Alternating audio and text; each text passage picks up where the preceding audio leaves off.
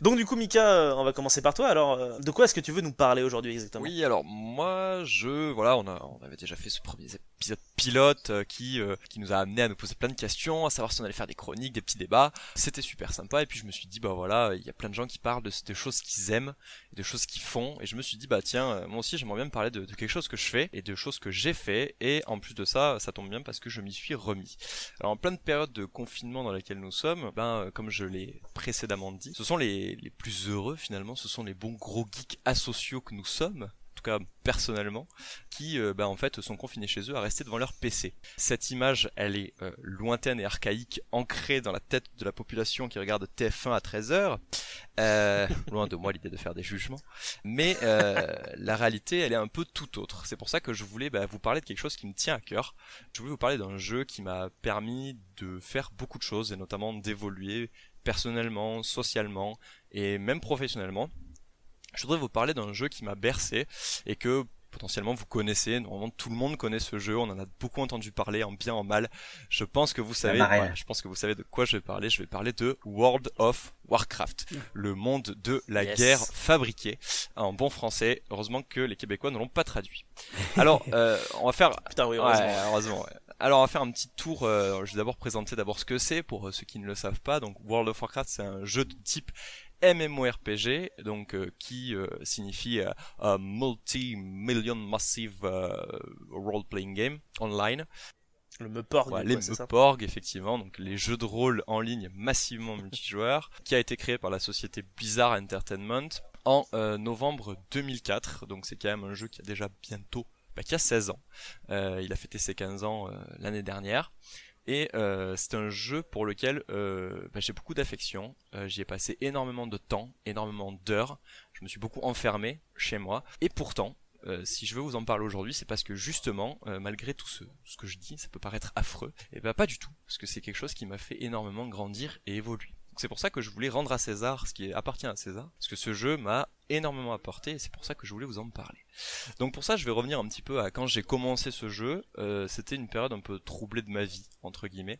J'ai commencé ce jeu au milieu du lycée. C'était une période où j'allais pas forcément très très bien dans ma vie, voilà, des petites des petites choses d'adolescents, ils arrivent toujours quelques petites bricoles en plus de ça, ce qui fait que vous vous sentez encore moins bien. Bref, et avec quelques amis, on a trouvé ce qu'on appelle un serveur privé, c'est-à-dire des serveurs qui ne sont pas ceux de l'officiel, donc vous n'avez pas besoin de payer un abonnement, hein, parce que le modèle économique de World of Warcraft, c'est que vous payez le jeu et ensuite vous payez un abonnement tous les mois pour y jouer, sauf que quand vous êtes au lycée, vous n'avez pas d'argent bien entendu.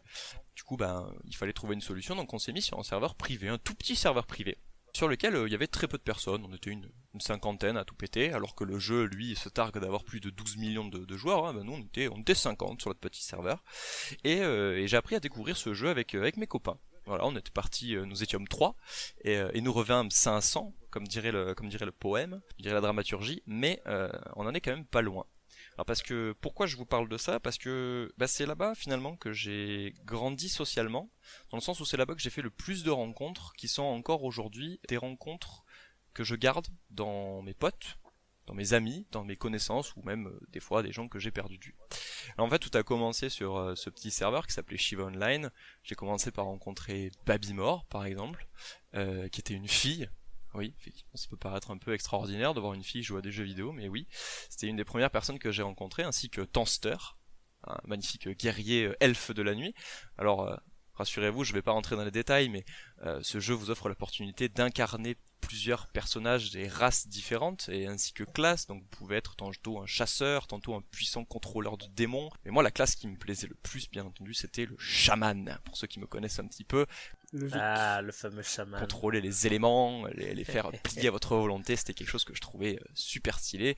Donc du coup, voilà, je jouais un chaman Draenei, donc une sorte de classe à mi-chemin entre l'homme et la chèvre, bleu avec une queue un peu bizarre. C'est vrai que c'était un peu chelou, mais j'aimais bien ça, et voilà. Donc c'est comme ça que j'ai commencé, et donc j'ai fait mes premières armes sur ce jeu. On a commencé bien sûr en tant que bon gros débutant à tuer des sangliers et à cueillir des plantes. Euh, mais très vite en fait ce jeu est devenu plus qu'addictif, mais plutôt dans le bon sens du terme. Dans le sens où ce qui me plaisait dans ce jeu, c'était pas tellement le fait d'y jouer, c'était le fait d'aller retrouver les amis que je m'étais fait dessus. Et c'est pour ça que je voulais rendre à César ce qui appartient à César, parce que on décrit souvent les jeux vidéo, justement, surtout les MMORPG, pardon, comme très addictifs, comme des jeux qui vous isolent socialement, qui vous empêchent de voir la vraie vie. Or pour moi la vraie vie, c'était ce jeu-là, parce que vu que justement socialement j'étais pas très très développé à cette époque-là, et que en dehors de chez moi j'avais assez peu d'amis et je voulais pas forcément m'en faire, je me réfugiais dans ce jeu et qui m'a énormément permis justement de me développer socialement, puisque j'ai fait beaucoup de rencontres. Aujourd'hui au début on était 2-3 à commencer le jeu en même temps, puis ensuite on a été 4-5, on a fait des nouvelles rencontres sur ce petit serveur, puis de fil et en aiguille on a décidé de constituer un petit groupe, qu'on appelle une guilde dans ce jeu. Donc vous avez un maître de guilde, vous avez des officiers qui gèrent cette guilde, donc ça fait une sorte de micro-société à l'intérieur du jeu vidéo en lui-même. Et ensuite, on a décidé même de changer de serveur pour aller sur un plus gros serveur, et donc ce qui nous a amené à faire plus de rencontres, et donc à découvrir de nouvelles personnes. Et aujourd'hui, à l'heure où je vous parle, on est plus d'une dizaine à s'être remis actuellement pareil sur un autre serveur privé, hein, et on garde de contact de presque plus de 20-25 personnes que j'ai rencontrées au cours de ma vie et que j'ai rencontrées physiquement. Parce que oui, on est tenté de se dire que voilà, c'est des gens qui n'existent pas, hein, que ce sont des gens qui sont derrière un ordinateur et qu'on n'est jamais amené à rencontrer. Sauf que justement, ces rencontres-là qu'on a faites à l'intérieur de son écran, on a été tenté d'abord de leur parler, puisque ce sont quand même des vraies personnes qui sont derrière le clavier, donc évidemment on communique avec elles. Une fois qu'on a appris à communiquer, parce qu'on parle pas que du jeu à l'intérieur du jeu, on parle aussi d'autres choses, forcément de l'actualité. Donc en ce moment, effectivement, ça parle un peu coronavirus, je vais pas vous le mentir, mais on parle plein d'autres choses, on parle aussi d'actualité politique, on parle d'actualité sociale, on parle de jeux vidéo bien sûr, on parle mais aussi de manga, de lecture, de littérature, de plein de choses, et donc ça vous apprend quelles personnes avec lesquelles vous entendez le mieux, vous voulez passer votre temps, et petit à petit, ces personnes, vous voulez les connaître un peu plus. Donc au début c'est par écrit, puis ensuite avec les développements de la technologie, on a pu avoir des serveurs vocaux, donc on est commencé par TeamSpeak, voilà.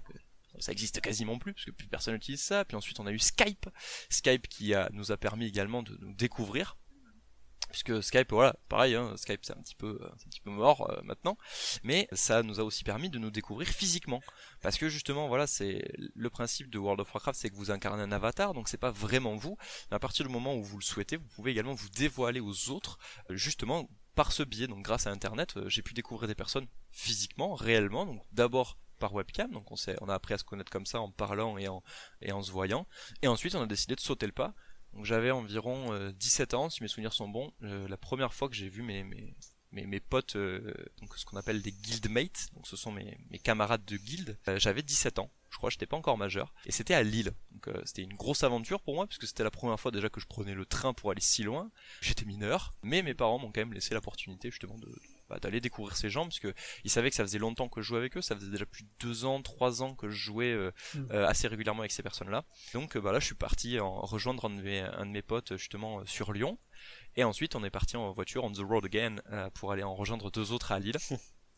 Et c'est là que j'ai fait la rencontre de réels, de ce qui sont encore aujourd'hui des amis, puisque on se voit assez régulièrement dans ce qu'on appelle des IRL, hein, donc in real life, donc c'est-à-dire qu'on ne se voit ailleurs que dans le jeu vidéo, mais plutôt en vrai, dans la réalité. Donc ça nous est arrivé d'en faire à plusieurs.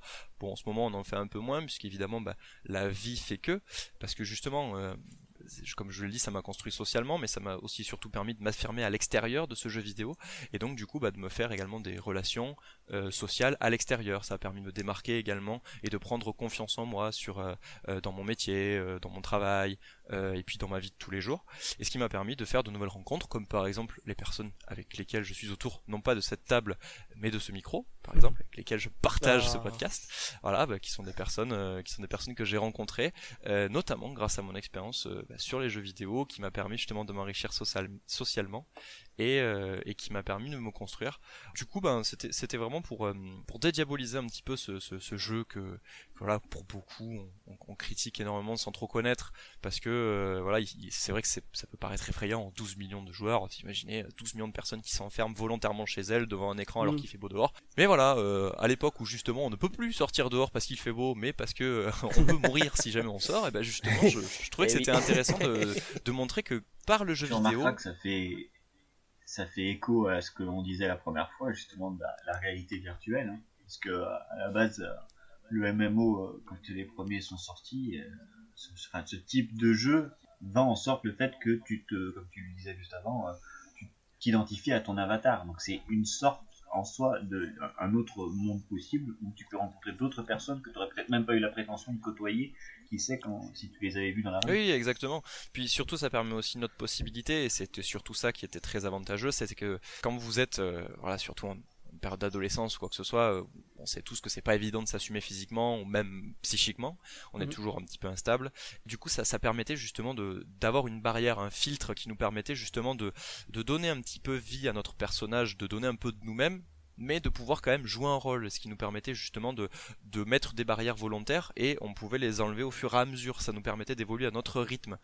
Et ça, c'est justement quelque chose que je voulais remercier. Je voulais remercier World of Warcraft de m'avoir permis de ça, et donc je voulais dédiaboliser ce jeu tout simplement, et je voulais en parler un petit peu parce que c'est un jeu sur lequel voilà, je me suis remis, hein, comme je vous l'ai dit, avec mes copains, on est une quinzaine à y jouer, et de plus en plus il y a d'autres qui nous rejoignent, des potes, des potes de potes, des amis, des anciennes connaissances.